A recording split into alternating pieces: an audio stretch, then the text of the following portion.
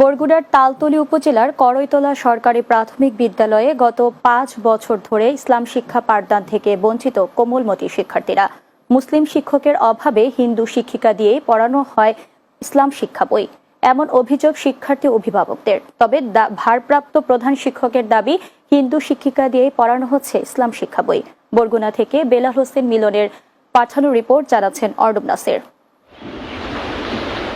ইসলাম শিক্ষা বই পড়ানোর জন্য নেই কোনো মুসলমান শিক্ষক বা শিক্ষিকা। ৪ জন হিন্দু শিক্ষিকা দিয়েই চলছে স্কুল। অভিভাবকদের দাবি, গত ৫ বছর ধরে ইসলাম শিক্ষা বই পড়ানো হয় না তাদের ছেলেমেয়েদের।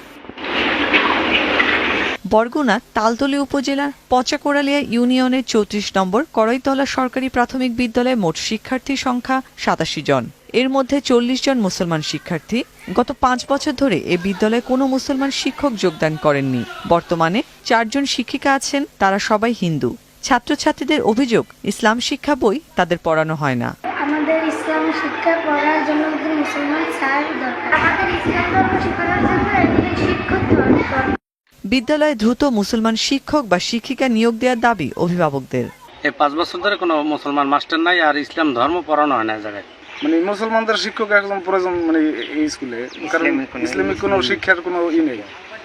ইসলাম শিক্ষা বই না পড়ানোর কথা স্বীকার করে শিক্ষিকারা বলেন, ইসলাম ধর্ম বই পড়ানোর জন্য একজন মুসলমান শিক্ষক প্রয়োজন।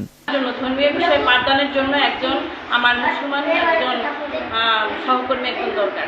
শিক্ষার্থীদের ইসলাম শিক্ষা পাঠদানের অসুবিধা। ভারপ্রাপ্ত প্রধান শিক্ষক বলেন, পাঠদান বন্ধ নেই, হিন্দু শিক্ষক দিয়ে ইসলাম শিক্ষা পাঠদান করানো হয়। শিক্ষার্থীদের ইসলাম শিক্ষা পাঠদানের জন্য আমরাই ক্লাস নেই যদিও, তারপরে যদি একজন মুসলমান শিক্ষক হয় তাহলে শিক্ষার্থীদের ইসলাম শিক্ষা বিষয়টা একটু ভালোভাবে শিখতে পারে। দ্রুত সময়ের মধ্যে ইসলাম ধর্ম বই পড়ানোর জন্য একজন শিক্ষক নিয়োগের আশ্বাস দেন তালতলী উপজেলা প্রাথমিক শিক্ষা অফিসার। আমরা চেষ্টা করব যাতে এই সমস্যার সমাধান করা যায় এবং একজন মুসলিম শিক্ষক ওখানে ডেপুটেশনে দিয়ে হলেও আমরা মুসলমান ছাত্রছাত্রীদের ইসলাম ধর্ম পড়ার সুবিধার্থে আমরা চেষ্টা করব একজন শিক্ষক ওখানে দেওয়ার। Desk report, Bangla TV.